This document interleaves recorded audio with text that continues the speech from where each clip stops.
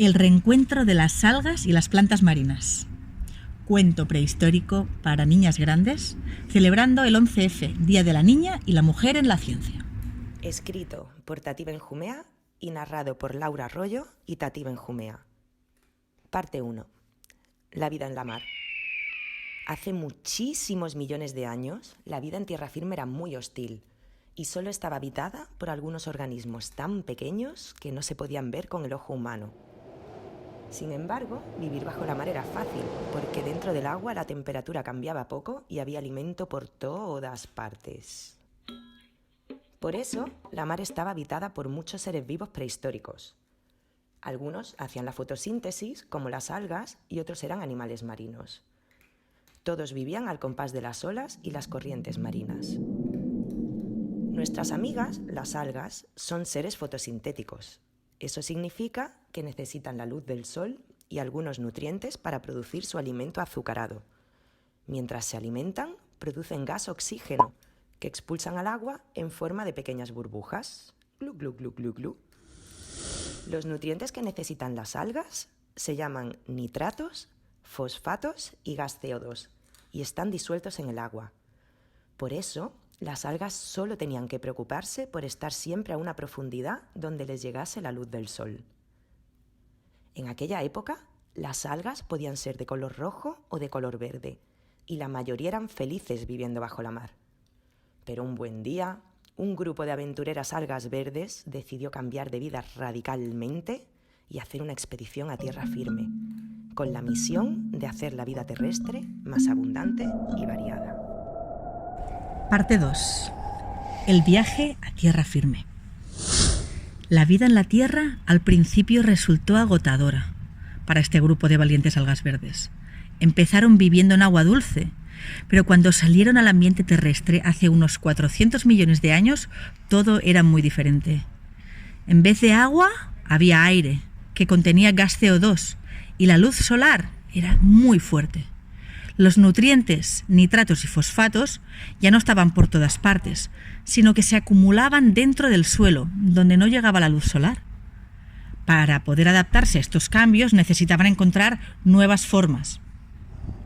Ahora no podían absorber los nutrientes y la luz solar de todo su cuerpo como hacían cuando vivían en el agua, porque los nutrientes y la luz ya no vienen del mismo sitio. Así que necesitaban hacerse más sofisticadas y modificar su cuerpo en distintas partes, cada una con una función diferente. Y entonces crearon las raíces, los tallos y las hojas. Las raíces no sirven solamente para sujetarse, sino que también absorben los nutrientes, nitratos y fosfatos que se acumulan dentro del suelo. Los tallos llevan estos nutrientes hacia arriba, desde las raíces hasta las hojas, a través de unos vasos conductores parecidos a nuestras venas, pero más sencillos. Una vez en las hojas, estos nutrientes, nitratos y fosfatos que venían del suelo se juntan con la luz solar y el gas CO2 y se transforman en el alimento azucarado, a la vez que producen gas oxígeno que se va al aire. Cluc, cluc, cluc, cluc, cluc. Para soportar su peso en el aire y no secarse, crearon una capa gruesa en la piel que las mantiene firmes y evita que se pierda el líquido de su interior. Tras hacer todos estos cambios, se transformaron en plantas terrestres. Durante millones de años colonizaron toda la tierra firme y se diferenciaron en muchísimas especies. El aire de la atmósfera había cambiado debido a todo el gas oxígeno que producían. Tenían muchas formas diferentes. Algunas se hicieron muy grandes y sus cuerpos servían de refugio para otros seres vivos. Así empezaron a habitar la tierra muchos animales, hongos y diferentes microorganismos.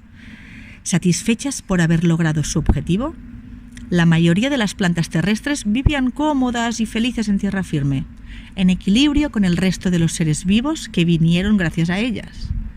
Pero la historia siempre se repite, y el espíritu aventurero de nuestras amigas fotosintéticas no había desaparecido. No.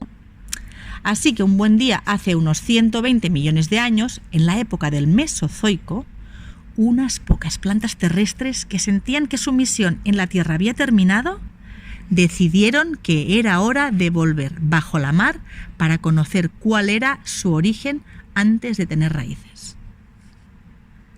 Parte 3. Reencuentro en la mar. Este grupo de aventureras plantas terrestres, la verdad que no necesitó hacer apenas cambios para adaptarse a vivir en la mar y convertirse en plantas marinas, ya que su estructura de raíces, tallo y hojas les servía perfectamente debajo del agua. Empezaron formando praderas en las aguas tranquilas de marismas y albuferas, y poco a poco fueron colonizando los fondos marinos, hasta donde llega la luz del sol.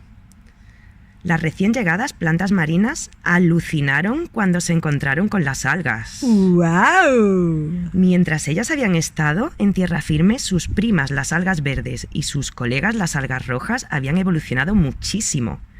Ahora existían muchas más especies, aunque eso sí, todas mantenían una estructura bastante simple. También conocieron a un nuevo grupo de algas de color marrón, que había nacido mientras ellas estaban en tierra, hace unos 250 millones de años.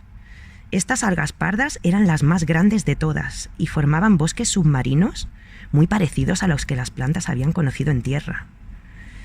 Pero alucinaron mucho, mucho más cuando vieron a los animales marinos. ¡Guau! ¡Guau! Cuando ellas abandonaron la mar, los animales eran muy simples y ahora había muchas y muy diferentes especies que no solo vivían fijadas al fondo, sino también flotando y nadando por todas partes. Eso sí, la vida ya no era tan tranquila como antes, porque muchos de estos animales marinos eran depredadores y cualquiera podía ser su presa. ¡Ñam! Las plantas marinas, las algas y los animales marinos se pusieron al día sobre sus aventuras prehistóricas. Atando cabos, se dieron cuenta de que todos los cambios que habían ocurrido en la mar durante este tiempo había sido posible gracias a que las plantas habían colonizado la Tierra. Resulta que cuando las plantas y los animales de tierra firme se morían, parte de sus restos terminaban en la mar y hacían de bono o fertilizante. Por eso había muchísimo más alimento por todas partes y así pudo ocurrir semejante explosión de vida marina. En este momento, todos comprendieron que la mar y la tierra están totalmente conectadas entre sí.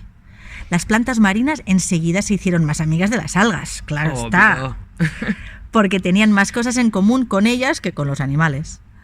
No se podían mover de su sitio, pero se comunicaban gracias a la magia de la fotosíntesis salada, que solo ellas conocen. Mientras charlaban, se dieron cuenta de que hacían las mismas cosas, que son importantes para la buena salud del planeta. Pues resulta que producen gran parte del oxígeno que respiramos. Previenen el avance del cambio climático, porque como se alimentan de gas CO2 y lo almacenan dentro de ellas, evitan que vuelva a la atmósfera. Wow. Aumentan la biodiversidad, porque forman bosques y praderas que sirven de refugio a muchos otros organismos marinos. ¡Viva! Limpian el agua de partículas en suspensión. ¡Yam! Las plantas marinas, las algas y los animales marinos se pusieron al día sobre sus aventuras prehistóricas. Atando cabos, se dieron cuenta de que todos los cambios que habían ocurrido en la mar durante este tiempo había sido posible gracias a que las plantas habían colonizado la Tierra. Resulta que cuando las plantas y los animales de tierra firme se morían, parte de sus restos terminaban en la mar y hacían de bono o fertilizante. Por eso había muchísimo más alimento por todas partes y así pudo ocurrir semejante explosión de vida marina. En este momento, todos comprendieron que la mar y la tierra están totalmente conectadas entre sí. Las plantas marinas enseguida se hicieron más amigas de las algas, claro está, porque tenían más cosas en común con ellas que con los animales. No se podían mover de su sitio, pero se comunicaban gracias a la magia de la fotosíntesis salada, que solo ellas conocen. Mientras charlaban, se dieron cuenta de que hacían las mismas cosas, que son importantes para la buena salud del planeta. Pues resulta que producen gran parte del oxígeno que respiramos. Previenen el avance del cambio climático, porque como se alimentan de gas CO2 y lo almacenan dentro de ellas, evitan que vuelva a la atmósfera. Aumentan la biodiversidad, porque forman bosques y praderas que sirven de refugio a muchos otros organismos marinos. ¡Viva! Limpian el agua de partículas en suspensión y de contaminantes. Además, reducen el oleaje de la costa, porque hacen de barrera para las olas y producen arena blanca, que viene de los esqueletos de los pequeños organismos que viven sobre ellas. Entonces, las amigas fotosintéticas decidieron que continuarán luchando juntas para mantener el equilibrio natural de los mares y océanos, y así de todo el planeta. Y esto es lo que están haciendo desde hace millones de años, incansables y discretas bajo la superficie de la mar. ¡Tachán!